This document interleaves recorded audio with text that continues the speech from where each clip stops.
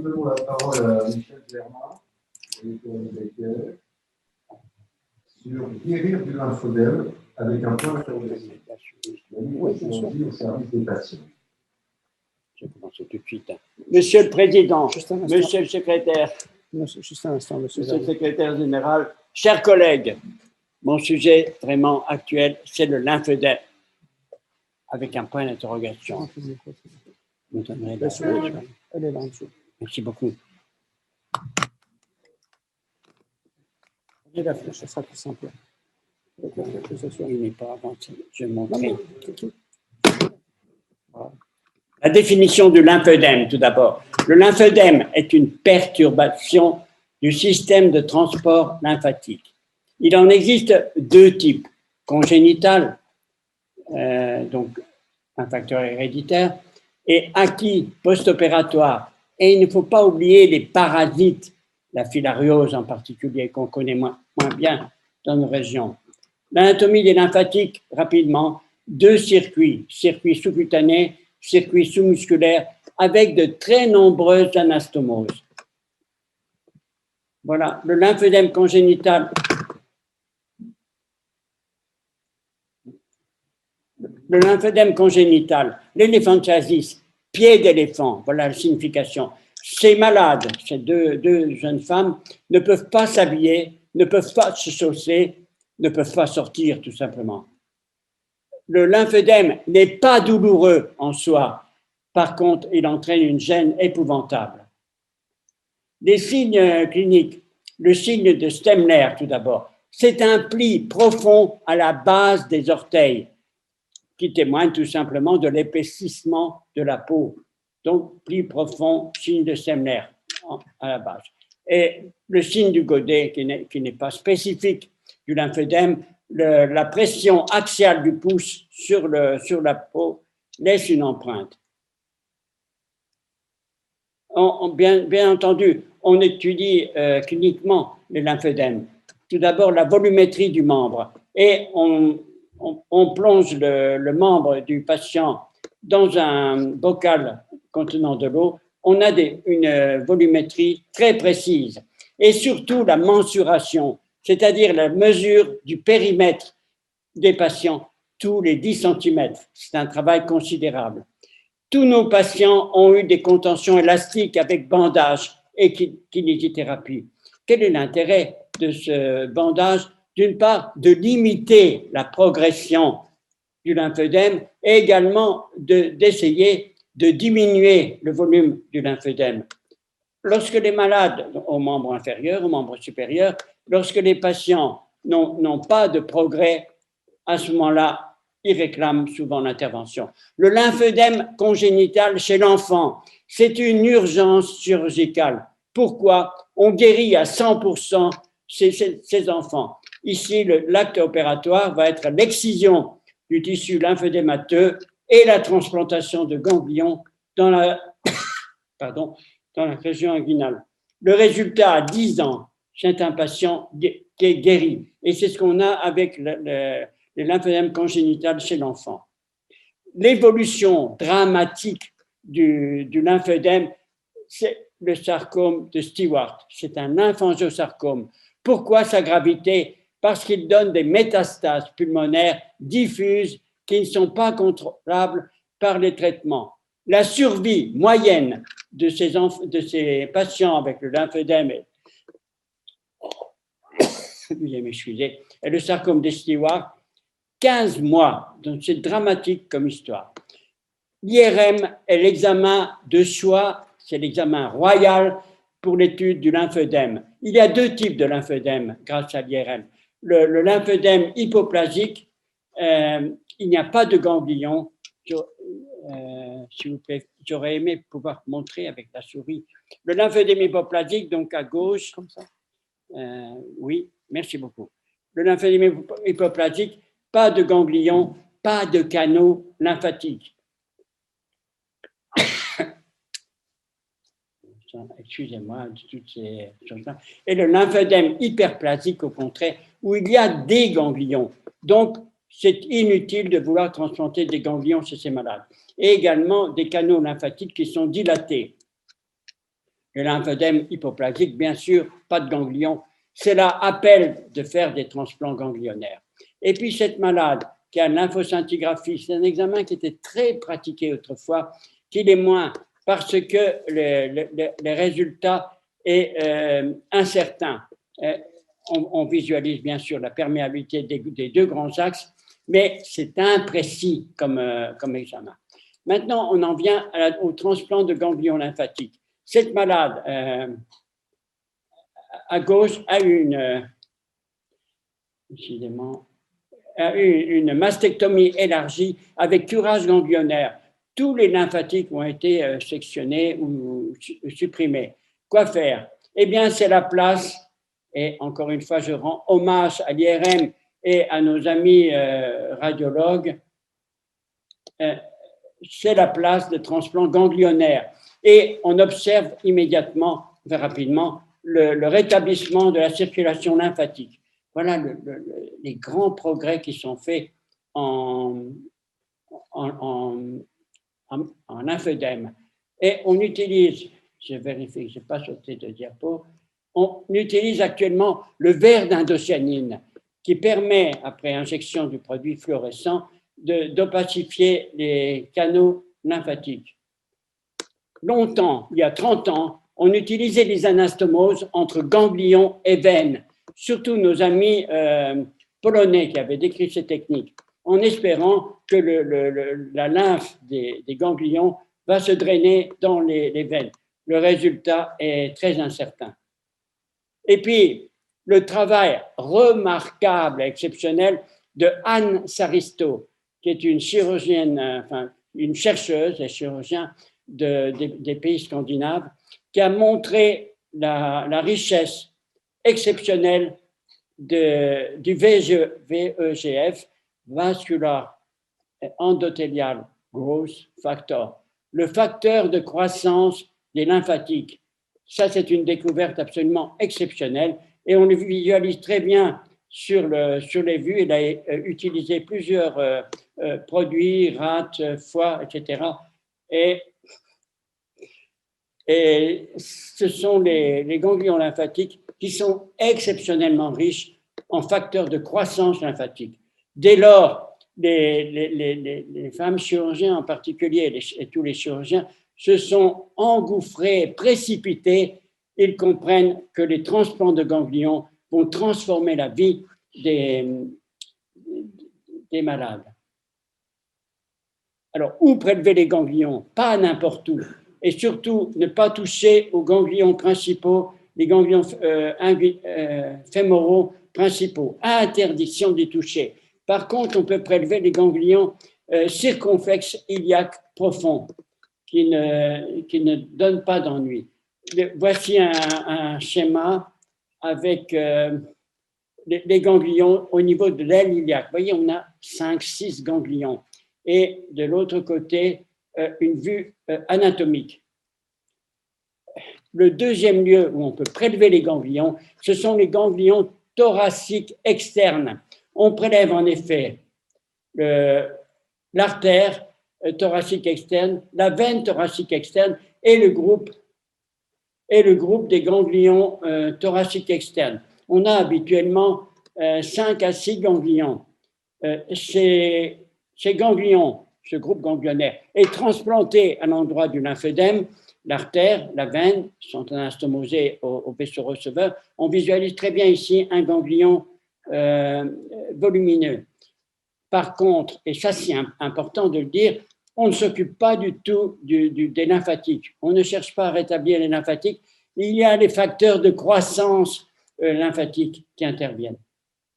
Le troisième siège où on peut prélever les ganglions, ce sont les ganglions des vaisseaux cervicaux transverses. Quelques cas cliniques maintenant. Traitement du lymphœdème. Cette femme a eu une mastectomie élargie avec curage ganglionnaire. Résultat, un lymphœdème majeur du membre supérieur. L'acte réalisé, c'est un transplant de ganglions lymphatiques dans la région axillaire et voici le résultat. Et je montre une autre patiente également, je ne suis pas à l'aise avec l'appareillage, je vous prie de m'excuser, mastectomie élargie avec curage ganglionnaire. Et le résultat, c'est un lymphœdème, je ne sais plus toucher, un lymphœdème énorme du membre supérieur. Et après transplant ganglionnaire, le résultat, récupération d'un membre normal. Je pense que là, vous êtes séduit par l'idée des transplants ganglionnaires.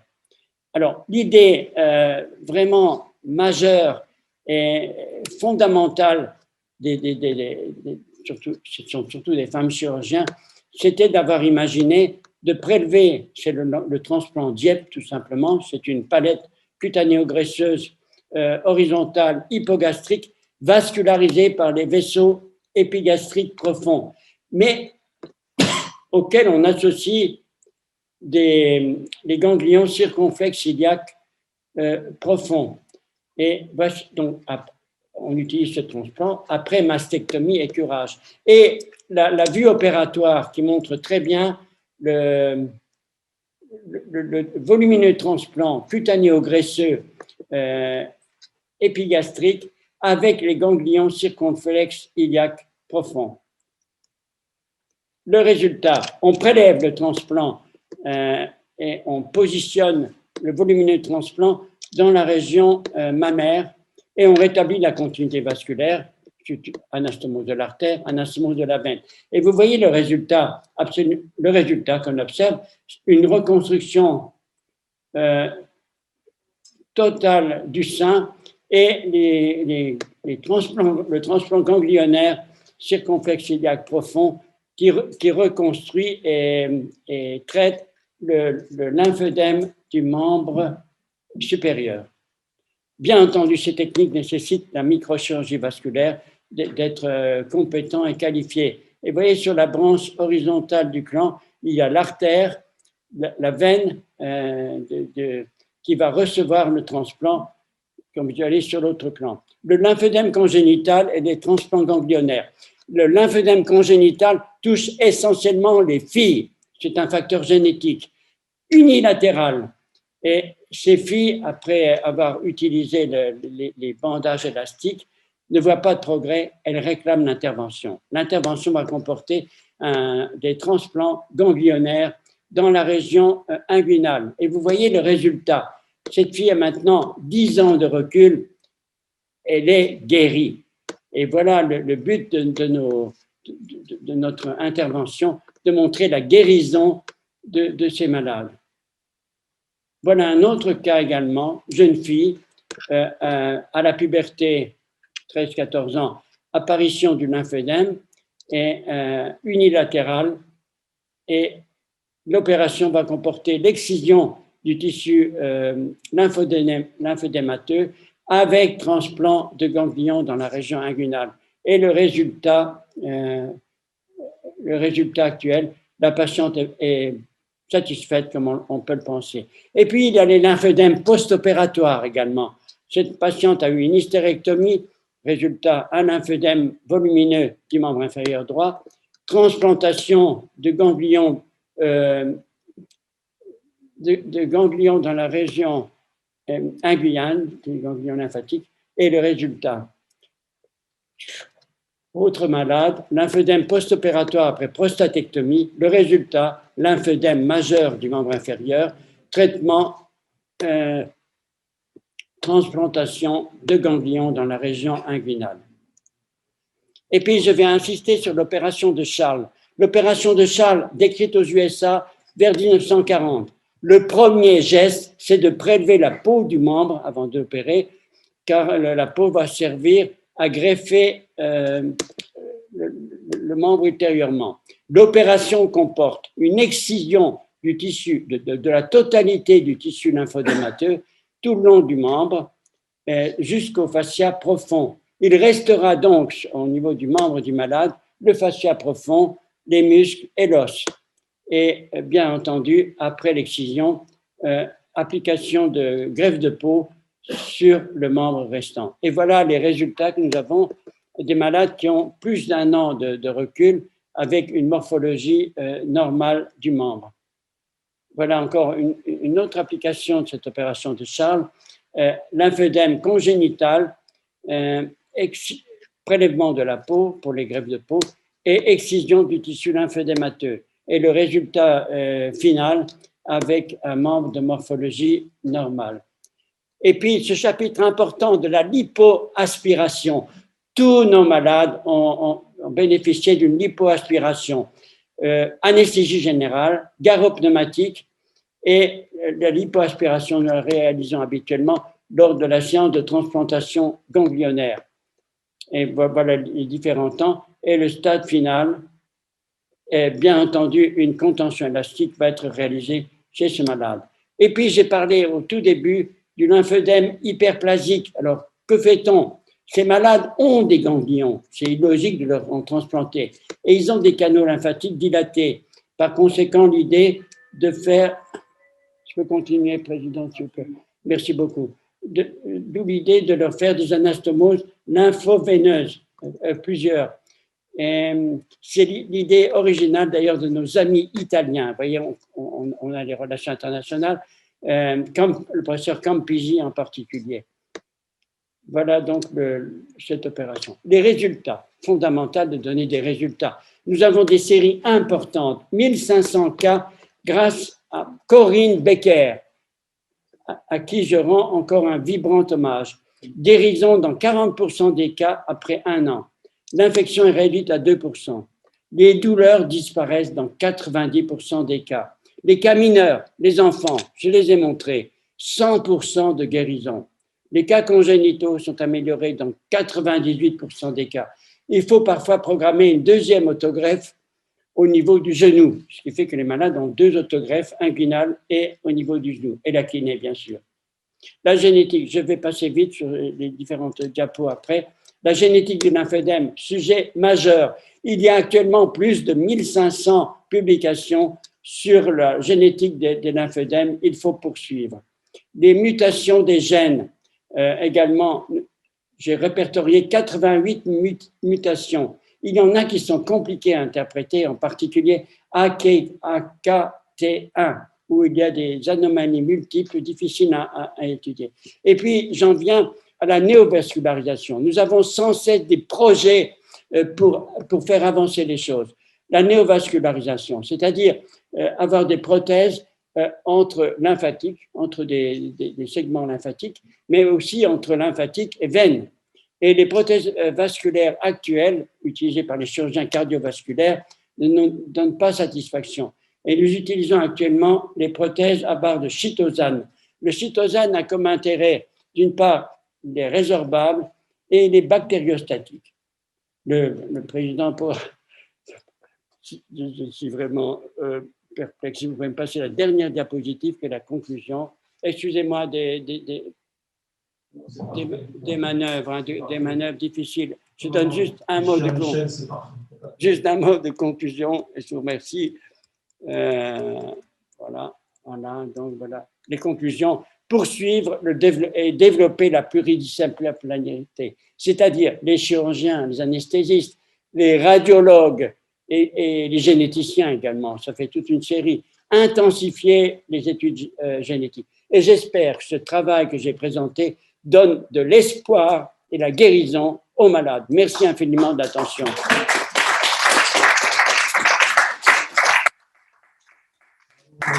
Pour la présentation magnifique. C'est un sujet énorme, très compliqué.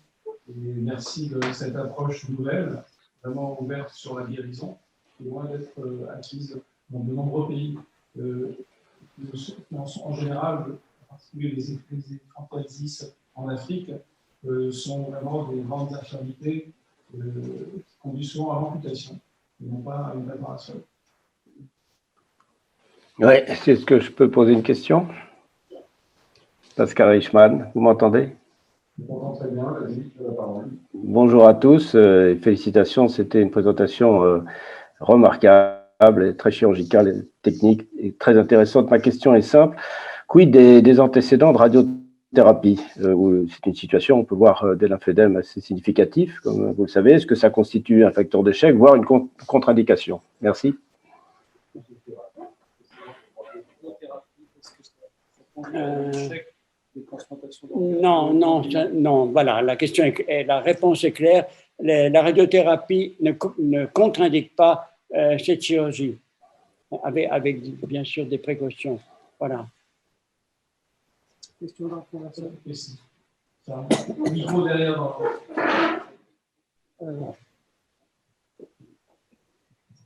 Vladimir Mix, pareil. Bravo pour cette super présentation.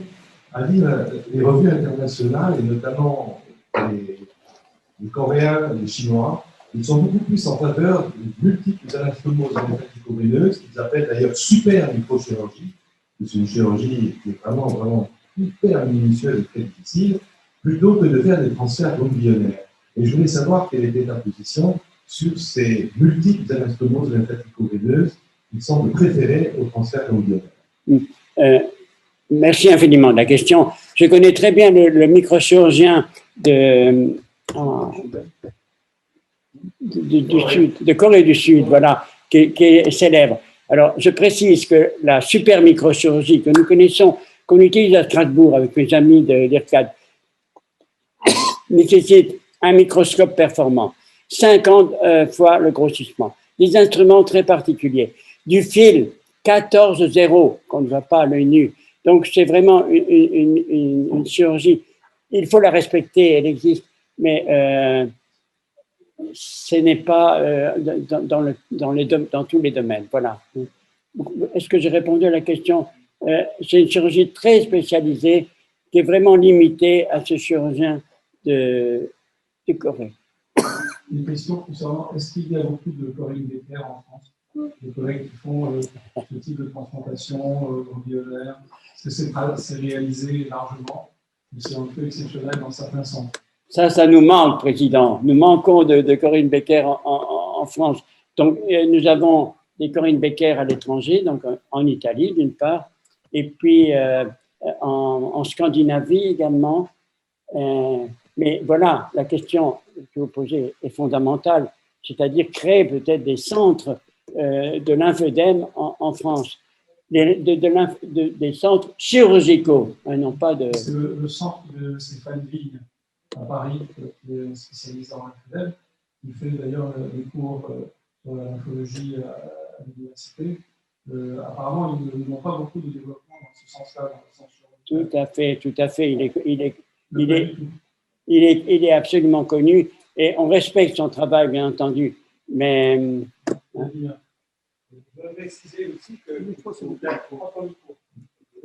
aussi que la liposuction, la lymphodliposuction, en réalité, est un outil extrêmement performant et que dans beaucoup d'équipes hospitalières de chirurgie plastique, on essaye de le développer parce que même si on ne fait pas encore les transferts ganglionnaires, il y a au moins une amélioration considérable pendant au moins 18 mois du suivi de ces patients qui ont des problèmes très gênants. Et cela, bien sûr, il pourrait être régulièrement de ces transferts. Si, l'infangiomatose osseuse. Une arme majeure pour améliorer rapidement ces patients. Oui, donc, pour juste comprendre, j'ai bien dit que tous nos malades ont une liposuction. La liposuction ne s'adresse pas seulement au liquide lymphatique, lymphosanglant, mais également à la graisse, car c'est ça le propre de ces lymphœdèmes qui ont des dépôts graisseux que l'on veut aspirer. Et vous avez vu chez cette malade, 700 millilitres de liquide aspiré. Quels sont les traitements qui entourent, après le geste opératoire, drainage lymphatique, compression, quelles sont les prescriptions faites autour de ça? Parce que vraiment, je crains que le risque de récidive soit plus fréquent. Mais alors, le risque des récidives, il existe dans les maladies infectieuses en particulier. J'ai donné le nom tout au début. Parasitaires. On a des récidives. Voilà les seules récidives. Mais voilà. Et si vous pouvez répéter la question. Quelles sont les prescriptions après l'intervention, compression, quelle durée, drainage lymphatique manuel associé? Est-ce qu'il y a d'autres mesures complémentaires? Absolument. Les compressions pendant 6 mois, de l'ordre de grandeur. Les résultats, vous avez vu, je les donne à 1 an. C'est notre norme. Mais la compression, oui, pendant plusieurs mois. Voilà. Vous avez posé plusieurs questions, mais en train de compléter avec les crois que le plus important, finalement, c'est je ne sais pas s'il ne faut pas faire un centre national et des centres nationaux pour s'occuper d'une pathologie très complexe. Ceci dit, j'aurais aimé savoir comment marche la classification par le verbe d'Indochine. Je réponds aux questions. Tout d'abord, créer des centres. Le fond du problème, c'est le financement de ces centres. Voilà, là, on n'a pas de réponse pour l'instant. Et la deuxième question, le verre d'indocyanine. C'est une technologie qui est utilisée depuis 2007 seulement. 2007. C'est récent. Elle consiste rapidement, à injecter de la fluorocéine, du verre d'indocyanine avec fluorocéine, 0,2 millilitres, et cette injection progresse le long des lymphatiques et il faut une caméra à infrarouge pour la visualiser. Par contre, le vrai bonheur pour nous, c'est de visualiser la suite de cette injection dans le champ opératoire, c'est-à-dire la plaie ouverte. Et dans ce cas-là, on voit le verre d'indocyanine avec la substance fluorescente progresser le long de l'artère du transplant et dans le transplant. C'est ça notre bonheur. Voilà. Et j'ai un peu expliqué donc rapidement le verre d'indocyanine. Je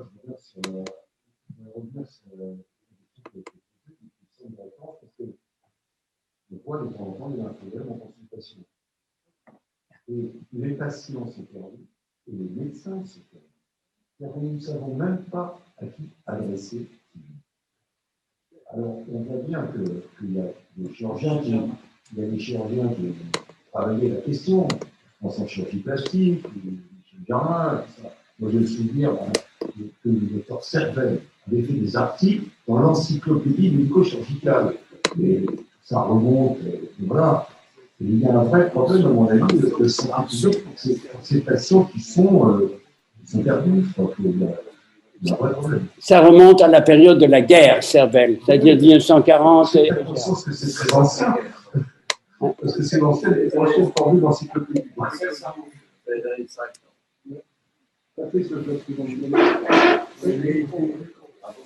aussi, je l'ai été, je peux me permettre de Servel. Et donc en particulier pour les interventions de Charles modifiées, mais lui, il ne faisait pas du tout comme ça. Il n'enlevait pas la peau, il faisait 2 hémicirconférences sagittales sur tout le membre inférieur et en 2 temps. Donc le malade était endormi et pas à l'interne. Et l'interne était malade au début et à la fin, ça allait mieux.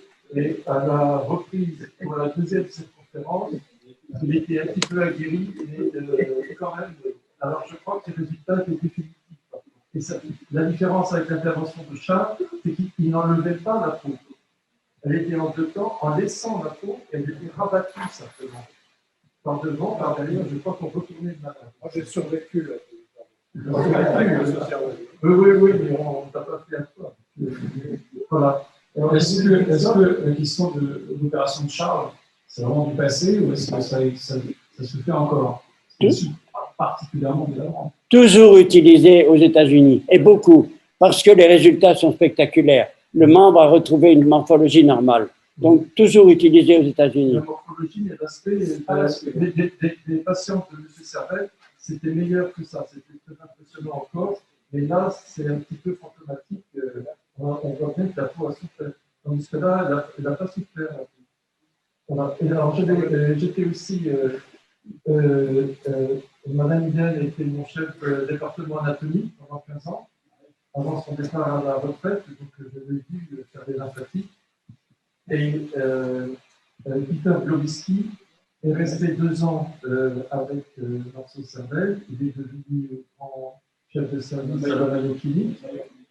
Et je ne vais pas poser la question, je l'ai revu il y a quelques années, je ne vais pas poser la question sur les lymphatiques, il était surtout sur le vasculaire, et rédacteur en chef, je ne sais pas quelle revue, il t'a côté.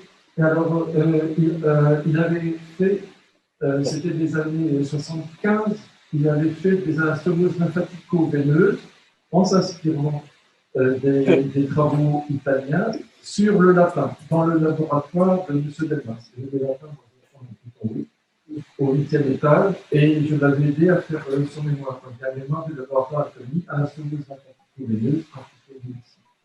Alors, la question, c'est, il n'a pas parlé des stades du lymphœdème, vous n'aviez pas le temps, c'est ma première question. Je peux peut-être répondre. La question, c'est la prévention des infections, des stades palliatifs. Je voudrais aussi dire que le signe du godet n'est pas spécifique, mais dans les édèmes hydrostatiques, comme on l'a dit, cardio-circulatoire, c'est de l'eau qui est dans les tissus interstitiels. Dans les lymphœdèmes, je ne peux pas poser. C'est très différent, assez différent. Et le signe est le même, mais ce n'est pas la même. C'est le signe de Stenner. C'est le signe de Stenner, mais il ne faut pas confondre ne pas confondre avec le signe du godet. Ouais. Bon. Alors, la prévention des infections. Alors, je crois que vous avez une expérience avec le professeur chinois Chen, parce que vous avez introduit l'embout brachial, l'embout libre, qui a fait florès dans toute l'Europe, enfin, en tout cas en France, et c'est vous qui l'avez introduit. Mais il a décrit, je crois, une intervention qui ne me semble pas éthique. Peut-être que vous pourriez répondre à cette question pour la prévention. Et enfin, pour la filiale de Mehdi, est-ce que vous pouvez quand même nous dire quelque chose? Parce que nous, quand on faisait nos études, ça remonte à quelques décennies, on avait aussi la photographie du brave de l'anédème scrotal qui lui permet de travailler sur son scrotum comme établi, comme coordonné, puis on était très à disposition. Voilà les questions. Le troisième membre. C'est. Bon. Vous m'autorisez à répondre rapidement, Président? Bien sûr. Donc voilà, tout d'abord la réponse avec Chen. Chen a eu l'idée, le maximum d'infection provient des orteils. Mais vous avez vu que j'ai montré sur des vues opératoires des malades qui avaient des plaies infectées à la jambe également. Mais en tout cas, les orteils sont responsables de la majorité des infections. D'où Chen, le professeur Chen, a eu l'idée d'amputer les orteils. Il a commencé par amputer le 2e et le 4e orteil. Et puis, il a généralisé en amputant tous les orteils. C'est l'opération de Chen assez réputée. La deuxième question, je peux répondre.